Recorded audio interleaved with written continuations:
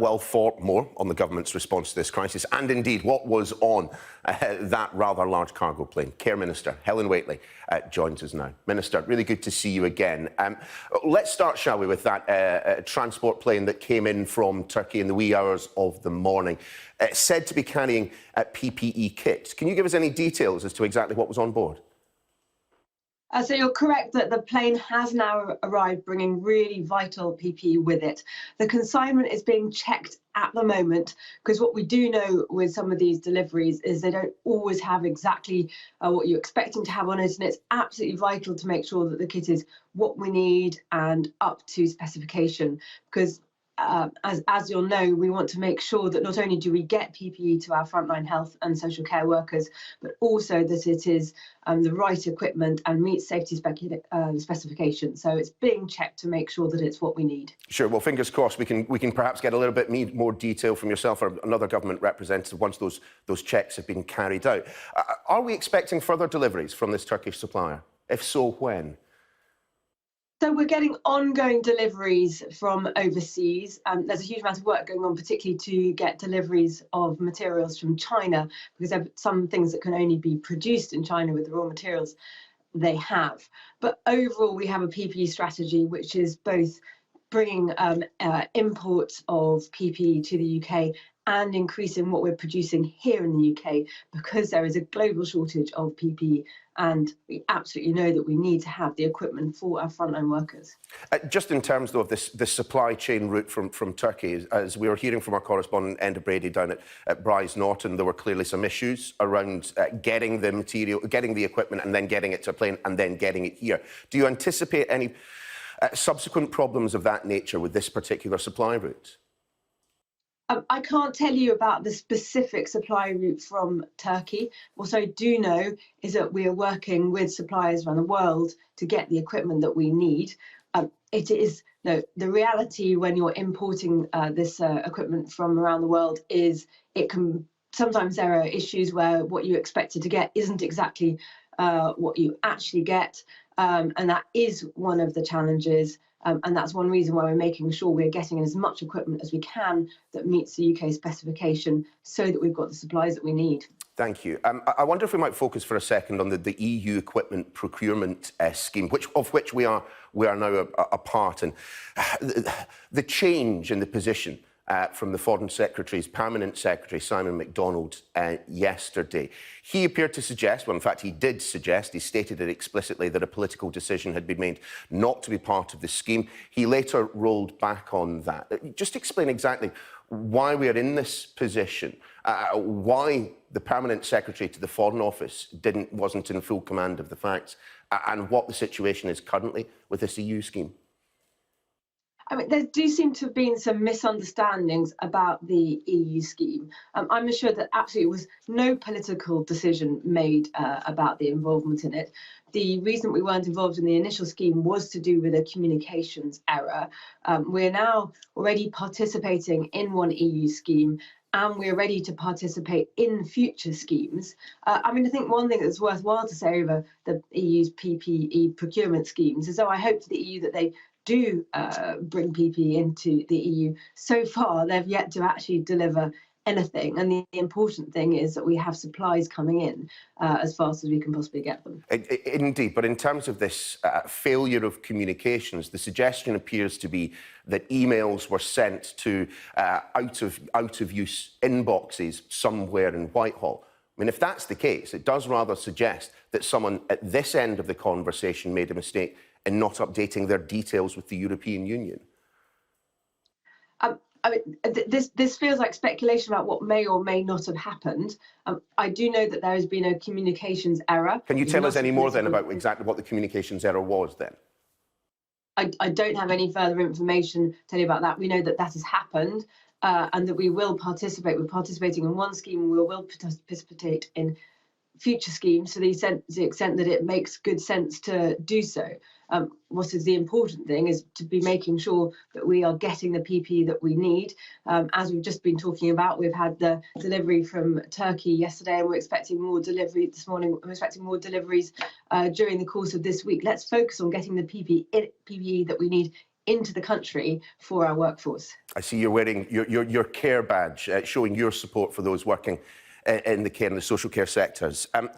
Yesterday, of course, we had some fairly dramatic figures revealing the extent of the losses, the extent of the deaths that have been taking place in our care homes. A five-fold increase in deaths. Were you surprised by the scale of those losses? I mean, it is really, really hard, the situation in care homes, and also for those providing home care, because there you have some of the people in the country who are the most vulnerable, who are often older and with underlying health conditions. So if they do catch coronavirus, they're at real risk of complications and at risk of dying. So we know, though it's been difficult to be able to get the sort of accurate data and data that is specific to the care sector as opposed to including hospital data, but we do know that there's people have been dying in care homes, as the ONS data said yesterday, and I'm working to make sure that next week we'll be able to share more up-to-date data. But you know, I know it's really, really, really hard for the families, for people who have lost their lives, for those who are in care, and also the care homes themselves who are coping and looking after residents. Often those that staff have known for months and not years. It's really, really hard. It's really hard. But just in terms of those deaths, it was only in the third week of this crisis that the government identified that there was something pretty major, something pretty bad going on in our care sector. Care home providers are telling Sky News that there was a strategy of clearing beds in hospitals and putting them into care homes. You know, for the best part of 3 weeks, none of those were being tested. We, in essence, put the fox in the hen house. We allowed people who potentially had COVID-19 to associate with some of the most vulnerable in our society. I mean, it perhaps shouldn't be a surprise that we saw a five-fold increase in deaths in care homes, should it? So part of our strategy has been to make sure that the NHS can cope, and then the NHS was able to look after people who'd be admitted to hospital and particularly to intensive care, because that is where we can save lives. And that involved people who were fit to be discharged from hospital being discharged, with very clear guidance on, for instance, making sure that there was isolation and infection control. All the time we're learning about coronavirus and how difficult, in fact, it is to manage as an infection. And we have updated the guidance to make sure that, firstly, as testing increases, we're now able to test every single patient who's being discharged from hospital if they're due to go to a care home. And we also want to see every single patient discharged going through a period of isolation or quarantine if they haven't gone through that within their time in hospital. Can you give us a figure then? Sorry, can you give us a figure then for the extent of testing within the care home sector? How many care home staff have received a test? So far, over 10,000 care home residents have received a test. Over 13,000 care home staff have been, in fact, over 18,000 care home staff have been referred for testing. Of that figure, how many people have actually had a test? Because we asked Public Health England, we asked the Care Quality Commission, you know, we asked your department, and it doesn't appear that there's a figure yet. So we're bringing together the figures on that number of staff who've actually had a test.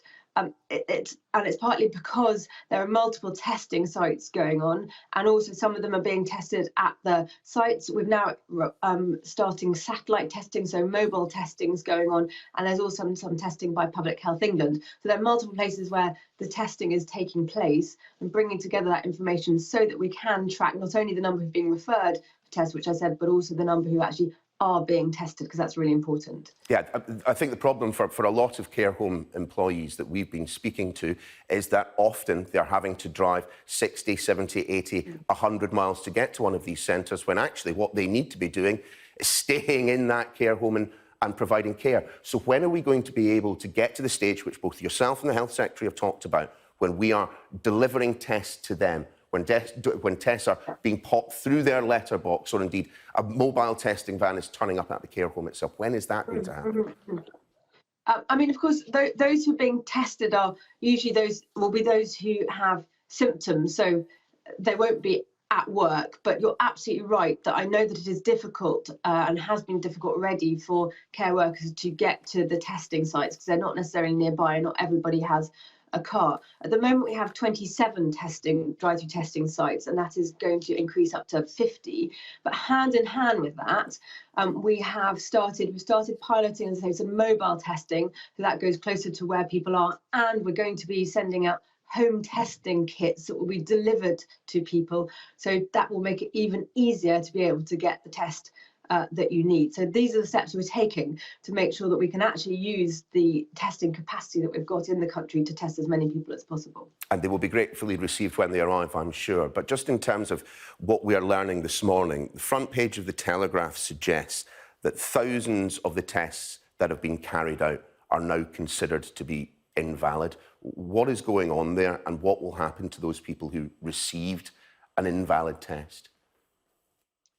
So my understanding from the clinical advisors is that some of the early tests were evaluated, and the evaluation was actually they weren't effective enough, and that this is a kind of a normal process when you are using a test for an illness, when you know, as we know, this is a new illness and we're learning all the time.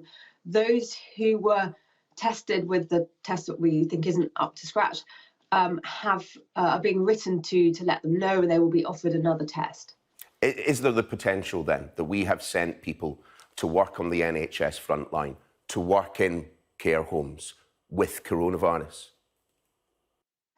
Well, in general, we know that the guidance has been to people that if you have symptoms to make sure that you are isolating. But we have to make sure that we look at the reliability of tests. And this has been also the whole debate around the testing of people who don't have symptoms, for instance, and one reason why the testing is focused on people who do have symptoms, because we know that the testing is most accurate when you have symptoms. So this is really, really important, not just to test, but to make sure we are testing people effectively for the reason that you say, that you need to make sure that it's giving you accurate results on which decisions can then be made. Helen Whately, always good to see you. Do continue to stay well, and thanks for being with us. Thank you very much.